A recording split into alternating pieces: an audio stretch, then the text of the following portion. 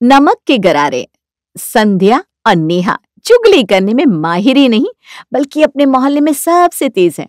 पूरे मोहल्ले की खबर रहती है उन्हें। फिर क्या है, जैसे उन्हें खबर पता चलती है तो वो न्यूज की तरह फैल जाती है। कोमल की शादी अभी हफ्ते भर पहले हुई थी और उसे अपने ससुराल के लोगों के बारे में ज्यादा कुछ पता भी नहीं था। शादी के दूसरे ही दिन कोमल घूमने चली जाती है हनीमून पर और वापस आती है तो सबके लिए कुछ न कुछ लेकर आती है। नेहा कोमल को देखते ही कहती है, भाभी मेरे लिए क्या लाई है कश्मीर से? मजा तो पूरा किया होगा आपने। मैं भी वैसे कश्मीर गई हूँ बचपन में। हाँ दीदी, आपके लिए वुलन सूट और मम्मी जी के लिए साड़ी लाई हूँ। बस भाई तो मेरा बहुत खर्चीला है। खुद के लिए तो आपने अच्छी खासी शॉपिंग की होगी। अरे नहीं दीदी, मैंने तो कुछ लिया ही नहीं अपने लिए। मेरे पास तो सब कुछ था ना। अभी शादी में ही कितनी शॉपिंग की थी मैंने। आपके लिए और भी बहुत कुछ लाई हूँ, दिखाती हूँ। बहू अभी अभी तो आई है, थोड़ा आराम कर ले। ऐसी भी कौन सी हड़बड़िया, आराम से दिखा देना। पापा जी बस 10 मिनट लगेंगे, दीदी को भी अच्छा लगेगा। मम्मी जी, मम्मी जी। संध्या फटी सी आवाज में अपना पूरा जोर लगाकर चिल्लाती है, फिर भी उसके मुंह से आवाज ठीक से नहीं आ पाती। मम्मी जी क्या हुआ है आपकी आवाज को? वो कुछ नहीं भाभी, शादी में इतना काम, फिर गाने बजते रहते थे तो उसमें जोर जोर से बोलना पड़ता था। अगर किसी को कोई काम बताना है तो बस वही सब में ना बेचारे को ऐसा हो गया। कोई नहीं मम्मी जी, मैं आपको ना गर्म पानी में नमक डालकर दूंगी, आप उससे गरारा करना, आप बिल्कुल ठीक हो जाओगी। बहू ये हाल तेरी सास का 12 महीना रहता है।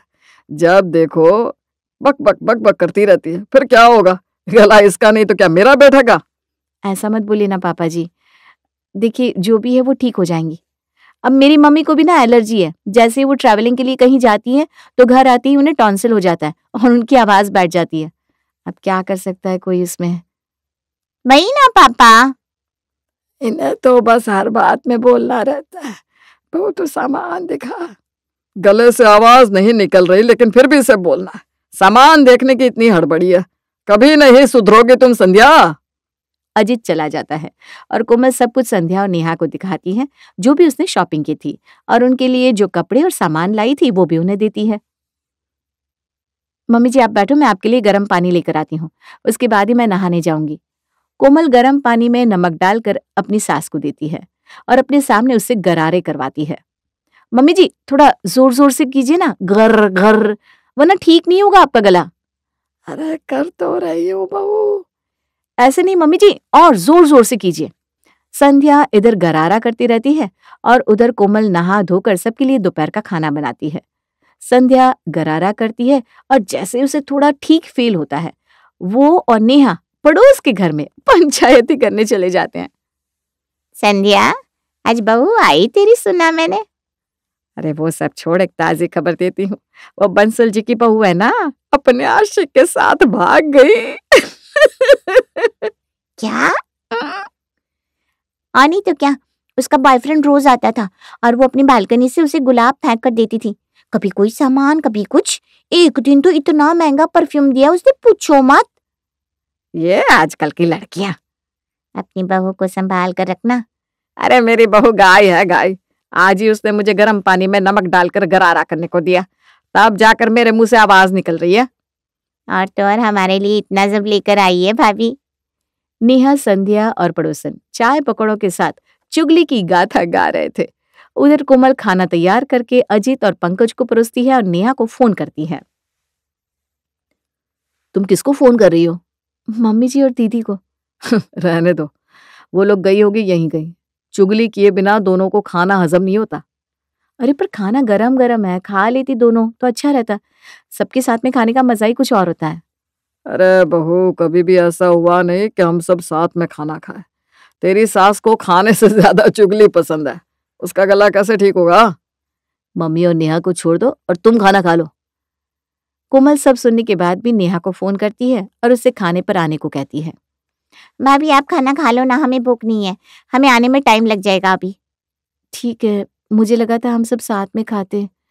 आज शाम को मैं चली जाऊंगी पग फेरे के लिए अपने मायके। हाँ हाँ कोई दिक्कत नहीं बेटा, तो आराम से जा। हाँ, कोमल का मुंह देखकर पंकज कहता है, मैंने तो पहले ही कहा था तुमसे, मैंने तो पहले ही कहा था। अब तुमने सुना नहीं तो मैं क्या करूं? तुम्हारी सास एक वक्त खाना खाए बिना रह सकती है, लेकिन चुगली किए बिना नहीं। वैसा ही उसने नेहा को भी बना लिया है। हाँ पापा जी, वो तो देख रही हूं मैं। कोमल खा पीकर सो जाती है। तब जाकर नेहा और संध्या आती है। संध्या आते ही कोमल को आवाज देती है।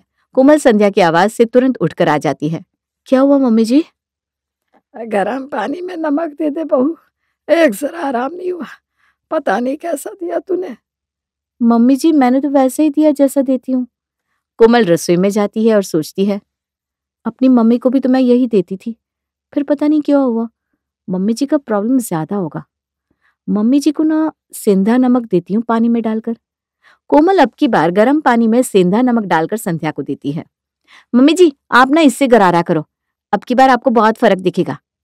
ठीक है बहू। संध्या गरारा करती है और उसे आराम मिलता है। आराम मिलते ही वो अपनी बहन को फोन करके अपनी चुगली की दुकान फिर से खोल लेती है। अब क्या बताऊं दीदी, पता नहीं क्या हो गया है, मेरा गला ठीक ही नहीं हो रहा। वैसे अपने मायके के बगल वाले घर का क्या हालचाल है? सुना है उनके घर में आग लगी पड़ी है। आग तो लगी पड़ी है, बस वही घर घर की कहानी, सास बहू में नहीं बनती। संध्या अपनी बहन से घंटों बात करती है और कोमल अपने भाई के साथ मायके चली जाती है। कोमल को गए अभी आधा दिन भी नहीं होता कि रात को संध्या उसे फोन करती है। अरे बहू, पता नहीं कैसा गरारा कराया, फर्क ही नहीं पड़ रहा। सब बोल रहे हैं उन्हें तो एक ही बार में फर्क पड़ जाता है। मम्मी जी, मैं तो बहुत अच्छे से दे रही हूँ जैसा देती हूँ, पता नहीं आपकी केस में क्या हुआ है। अच्छा, मैं कल आती हूँ। कोमल उसी वक्त पंकज को फोन करके कहती है, कल सुबह ना आप मुझे लेने आ जाइएगा। मम्मी जी के गले में कुछ ज्यादा ही दर्द है, ठीक नहीं हो रहा है। तुम्हें आना है तो मैं तुम्हें कल लेने आ जाऊंगा, लेकिन मम्मी जी का ज्यादा मत सोचो, क्योंकि मम्मी दिन भर बोलती रहती है, वो भी इस हालत में तो ठीक कहाँ से होगी। थोड़े टाइम के लिए उन्हें चुप रहना ही होगा, लेकिन वो है कि जैसे ही गरारा करके थोड़ा ठीक फील करती है, वापस बोलना शुरू कर देती है।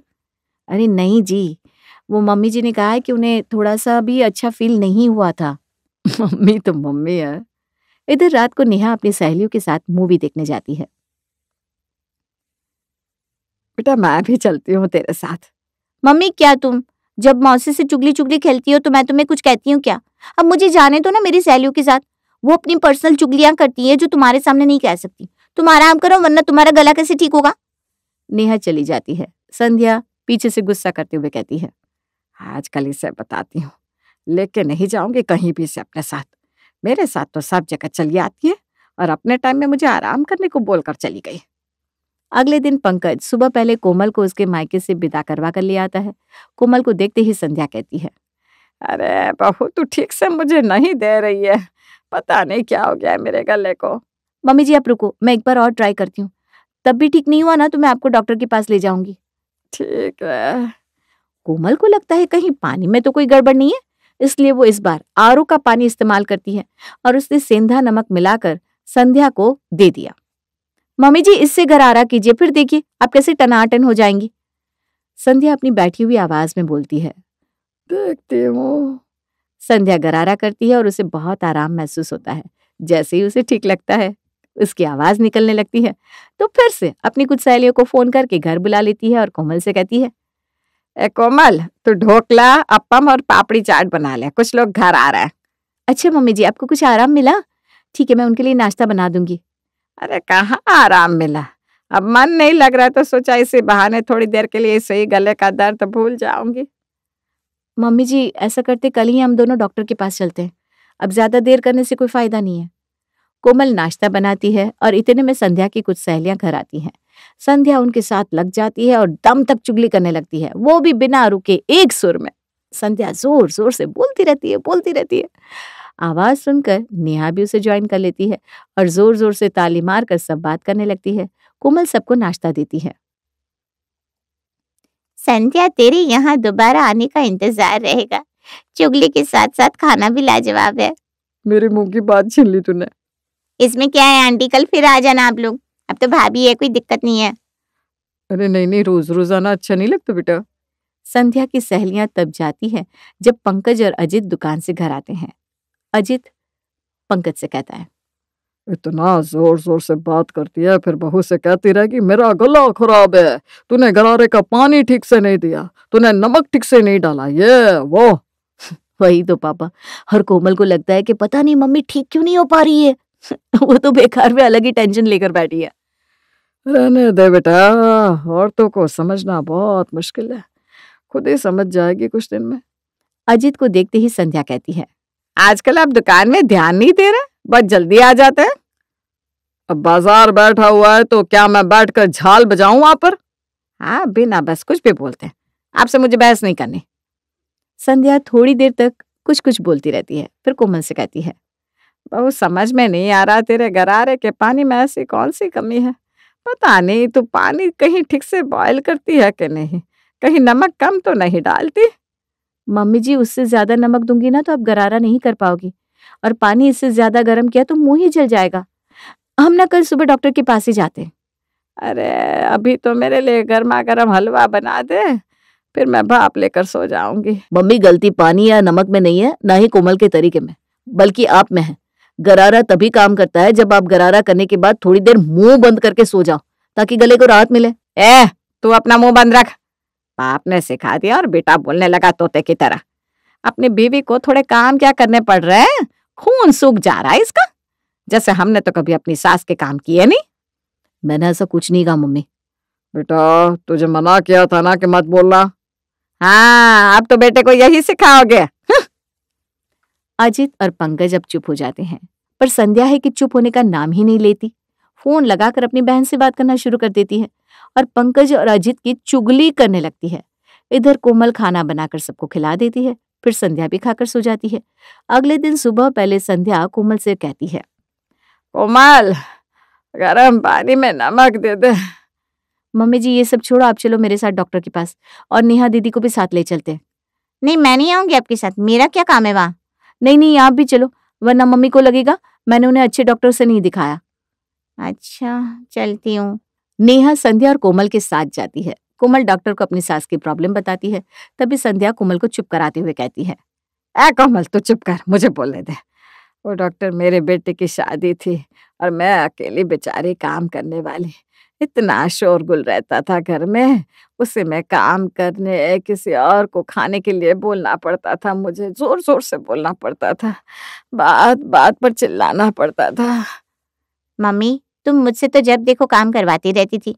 भाभी की साड़ी मैं ही बाजार जाकर ले आई थी, वो भी लास्ट मिनट पर। और तो और डॉक्टर ये सब सुनकर समझ जाते हैं कि दिक्कत गरारे में नहीं है, इन दोनों माँ बेटी में है। अपनी दोनों भवें ऊंची करके डॉक्टर कहता है, ये सब बातें आप दोनों घर पर कीजिएगा। हाँ डॉक्टर, आप देखिए मुझे पूरी बात बताने दीजिए, तभी तो आप दवाई दे पाएंगे। मैं समझ गया माँ जी। इतने में ही नेहा को मोहल्ले की एक औरत का फोन आता है और नेहा वहीं डॉक्टर के चैम्बर में ही बात करना शुरू कर देती है। क्या वो शर्मा जी की बेटी ससुराल छोड़कर वापस आ गई? हाय, वही ना, जब देखो उनकी पत्नी मुझसे कहती रहती, बेटा कब करेगी तू शादी।